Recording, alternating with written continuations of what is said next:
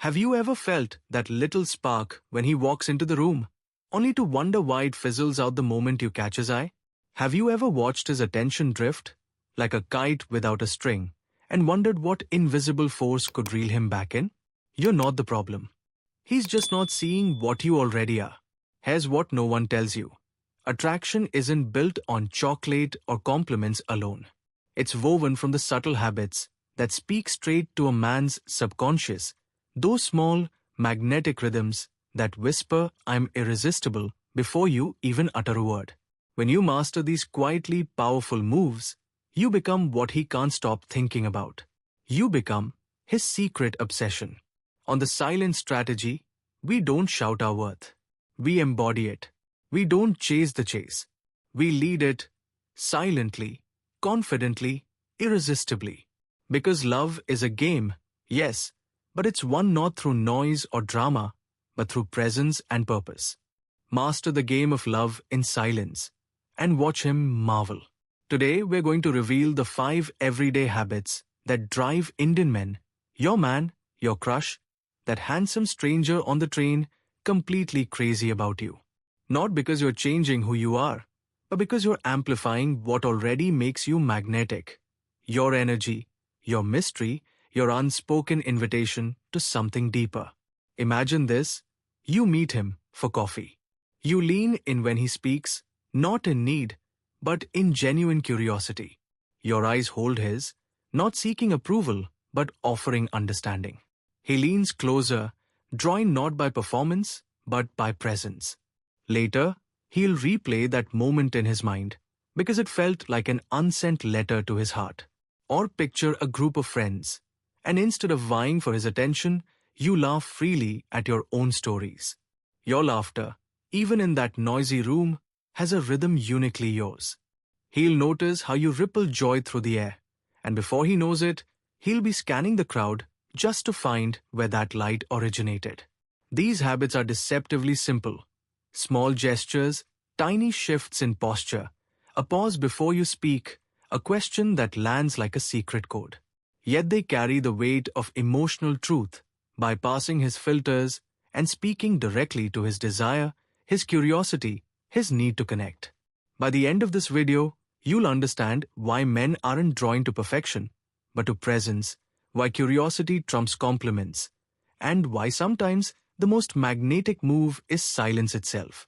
You'll learn how to weave these habits seamlessly into your everyday life, so that attraction becomes a byproduct of your authenticity, not a performance you try to sustain. So stay with me, not just for the next few minutes. Stay until the final habit, because the last one is the one that transforms attraction into obsession. It's the one that turns a passing spark into the wildfire of devotion you deserve. Let's pull back the curtain quietly and step into the world of his subconscious. Because whether he's aware of it or not, an Indian man, especially one who's grown up in a culture that rarely teaches him how to name his emotions, is deeply influenced by subtle emotional cues. And here's the truth. The way you move, speak, pause, and even hold space in silence, all of it gets recorded in his nervous system long before he can put it into words. So what are the psychological triggers that make your presence impossible to ignore?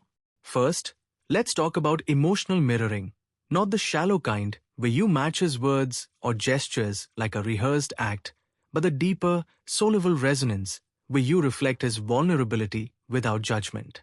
When you meet his emotional energy with a steady calm, not a performance, he feels seen. And when a man feels seen by a woman, not just appreciated or flattered, but understood, something ancient stirs in him.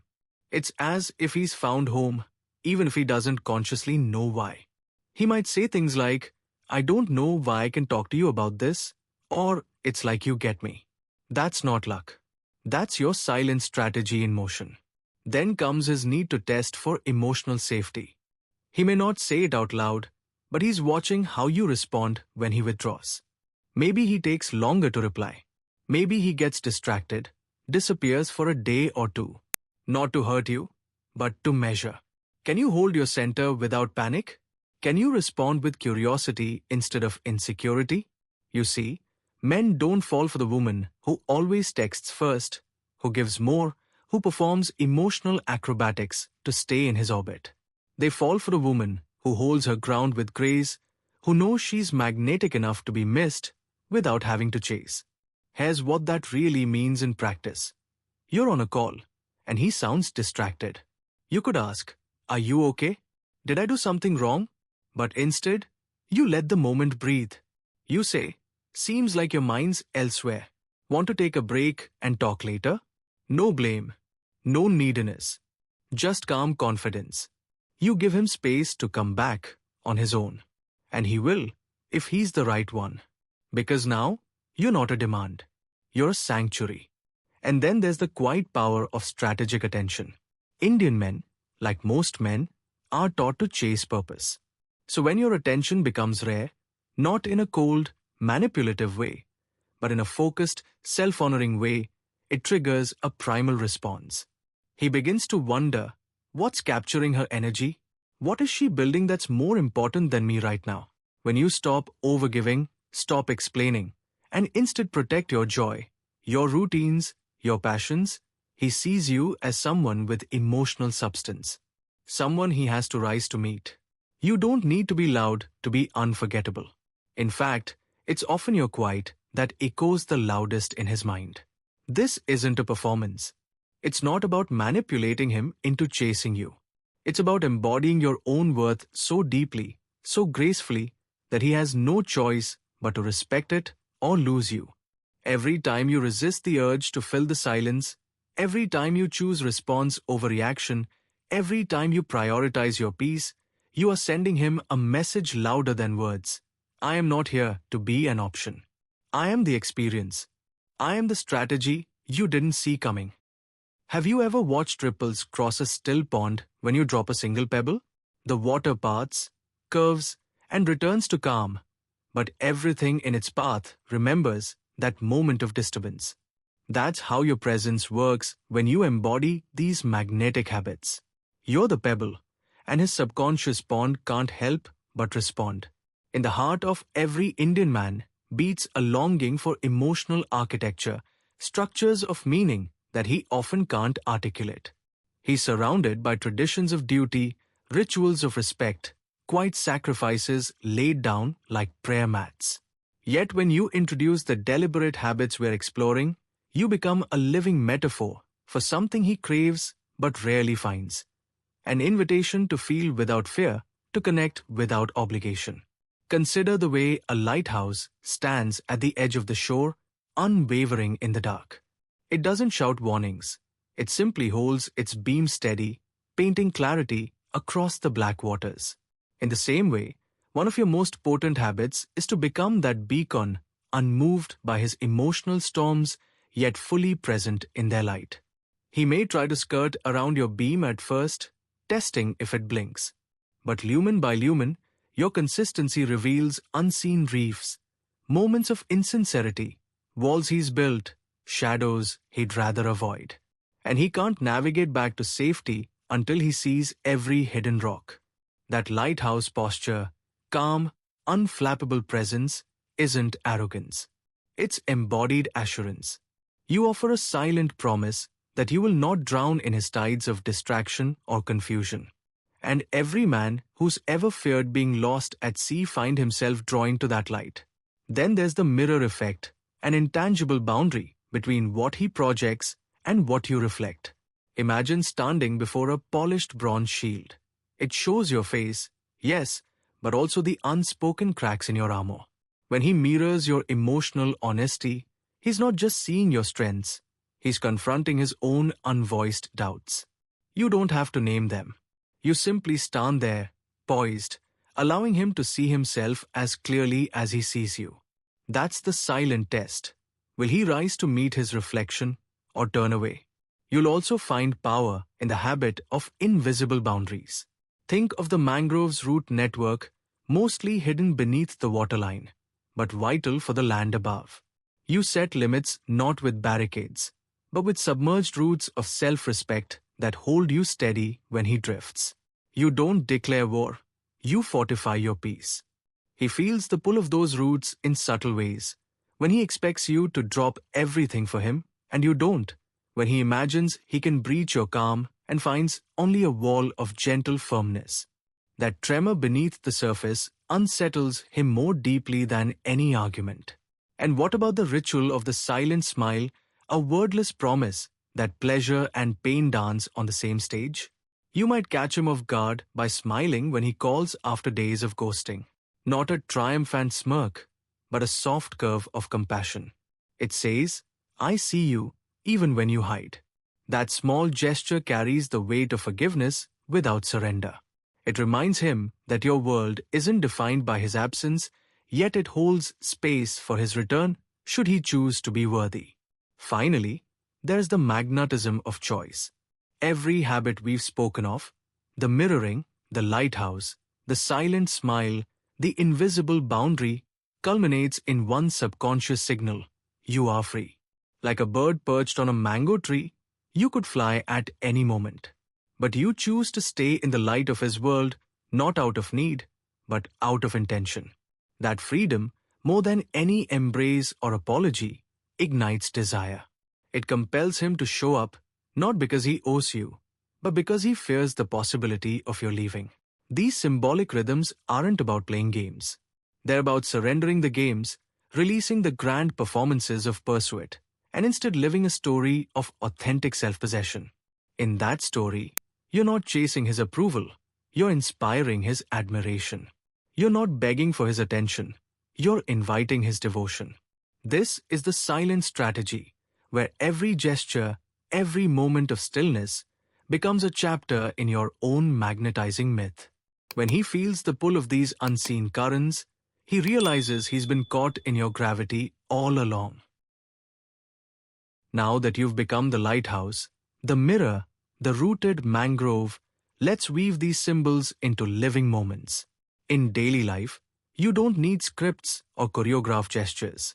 You need simple, soulful strategy, the art of choosing your response and shaping the atmosphere with your presence. Picture this: he texts you after a long silence. Hey, just wanted to check in. In the past, you might have rushed to explain your hurt, to demand attention, to prove your worth. Today, you breathe.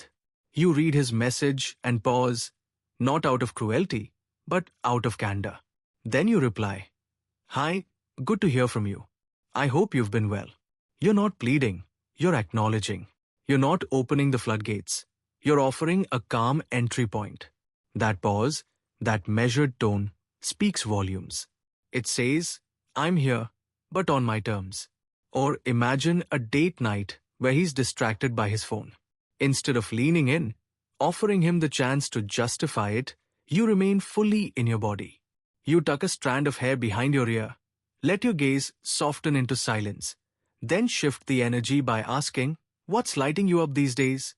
Suddenly, you've moved from chasing his attention to a genuine curiosity that he can't resist feeding. When he invites you into his world, his home, his favorite cafe, his playlist, observe the unspoken invitation to his landscape. If he's earnest, he'll share. If he's withholding, you simply hold your ground. You don't pry, you invite. You cultivate a sense of spaciousness, a shared experience, not a demand for intimacy. This is also where your self-care rituals become emotional strategy. When you invest time in your morning tea ritual on the balcony, when you journal by candlelight, when you laugh with friends without feeling guilty, you're broadcasting a life rich in meaning. And nothing drives a man crazy like seeing the woman he wants thriving without him. In conversation, practice the rhythm of echo and inquiry. When he speaks, let your response be brief, reflective, and open-ended. That sounds exciting. Tell me more. Then listen. Let him fill the space. Resist the urge to fill it for him. Because in that silence, he discovers you're not just a passive audience. You're the director of your own emotional narrative. At times when tension flares, perhaps he misunderstands your boundary or oversteps, you don't need to erupt. You can say gently, I feel, pause, when, pause, this happens.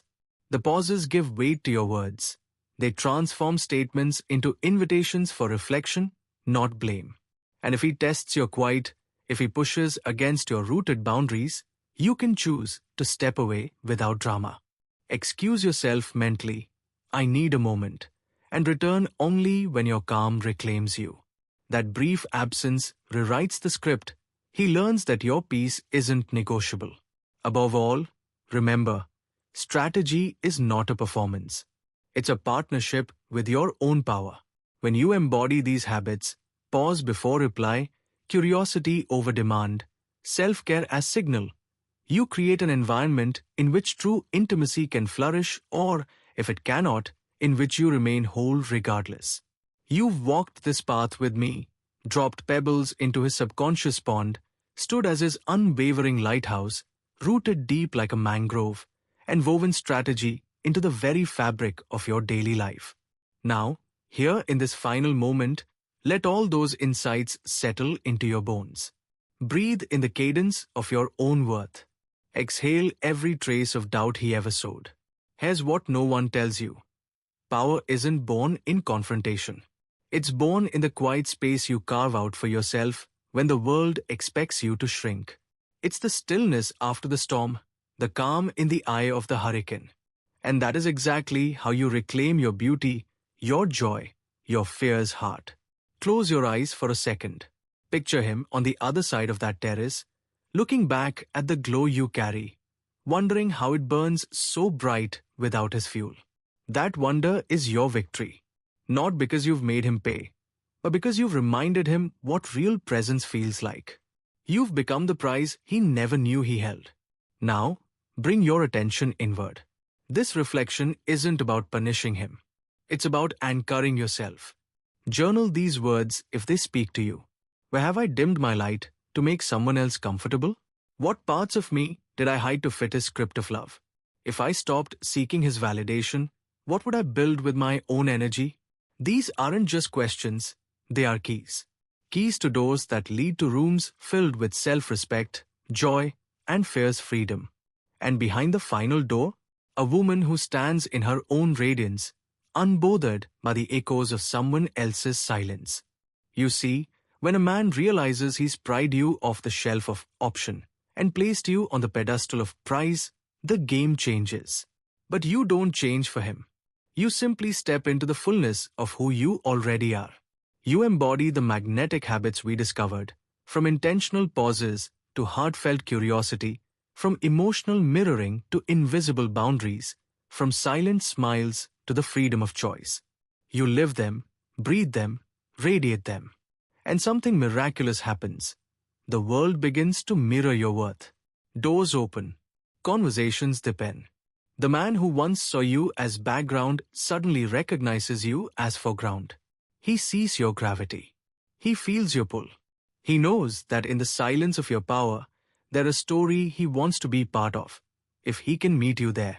But here's the final, tender truth. Even if he never steps into that radiant space beside you, you remain unshakable. Because your value isn't reflected in his attention, it shines from within. Your story doesn't hinge on his appearance in its pages. You write your own chapters now, and they are filled with laughter you choose, dreams you chase, and love you give unapologetically without reservation. So I invite you now, as we close this journey on the silent strategy, to share your transformation. Comment below with one habit you'll own from today forward, or share how this video stirred something deep within you. Let your voice rise in this community of sisters who, like you, are mastering the game of love in silence.